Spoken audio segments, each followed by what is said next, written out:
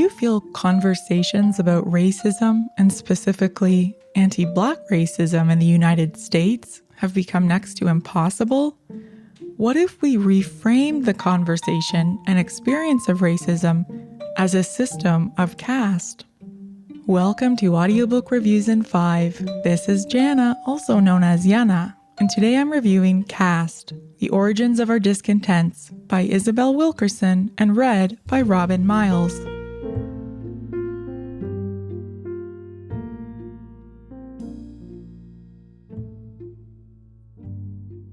Isabel Wilkerson is an American writer and the first African-American woman to win a Pulitzer Prize. She was also presented with the National Humanities Medal by President Barack Obama, and she is considered a leading figure in narrative nonfiction. She's also the author of The Warmth of Other Suns, the epic story of America's Great Migration, published in 2010.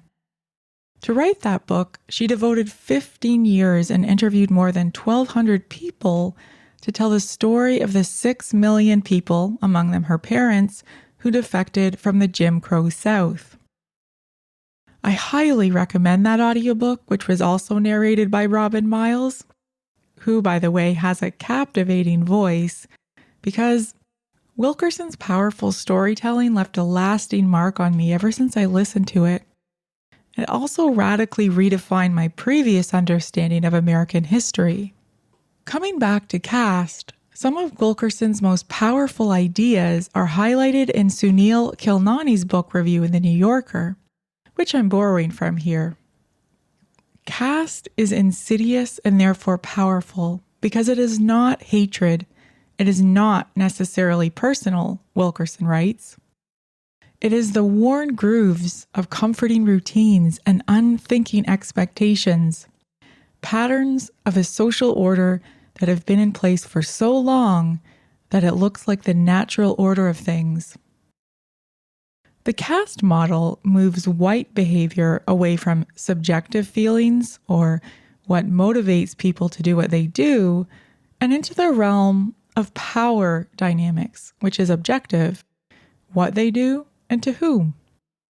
Khilnani asserts that the dynamic that concerns Wilkerson the most is how a dominant caste stops a low-ranking caste from gaining on it, and I agree with this assessment. Wilkerson makes compelling and chilling comparisons of legal and cultural systems in America to those of India and Nazi Germany. Consider her example of the early Nazis who studied segregation in the United States.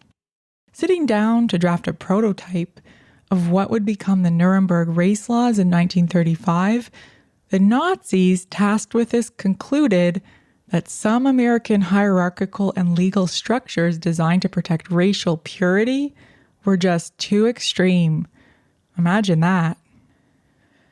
The examples about India's caste system were not particularly new to me, but these absolutely strengthen and support Wilkerson's argument.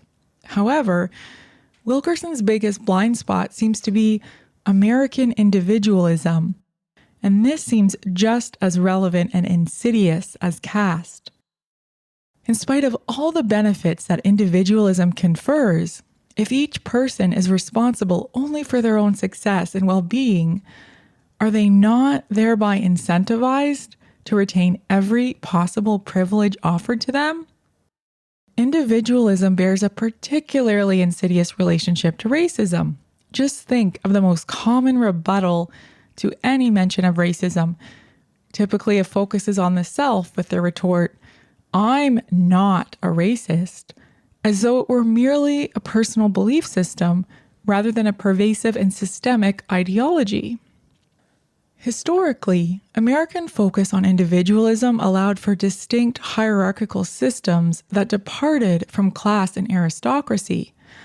But it's a serious error of judgment to believe that hierarchy is purely based on merit, in spite of popular ideas about the American dream, which tends to chalk success up to hard work, dedication, and grit, ignoring social or developmental context.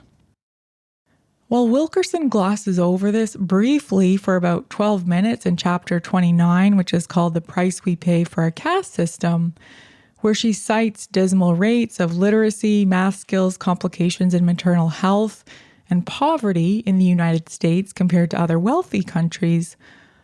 I expected much more material dedicated to this topic, given the catastrophic health outcomes of COVID-19 within marginalized communities across the United States. For example, we might assume that Americans living through COVID would prioritize public health programs and funding, and indeed, many polls reflect that desire. However, a disturbing number of white Americans are still overly concerned with what Wilkerson describes as dominant group status threat, and that they are more concerned about losing individual freedoms, like shopping without wearing a mask and maintaining their access to entertainment and firearms, than they are about the implications of hundreds of thousands of fellow citizens facing insolvency because of healthcare costs, or losing their independence due to long-term health effects of COVID, or indeed losing their lives. Wilkerson does mention COVID, so I'm surprised she doesn't devote more time to these specific examples. That said, the idea of reframing systemic racism as a caste system is useful, and Wilkerson's storytelling and personal examples leave a lasting impression, so I encourage you to check this one out.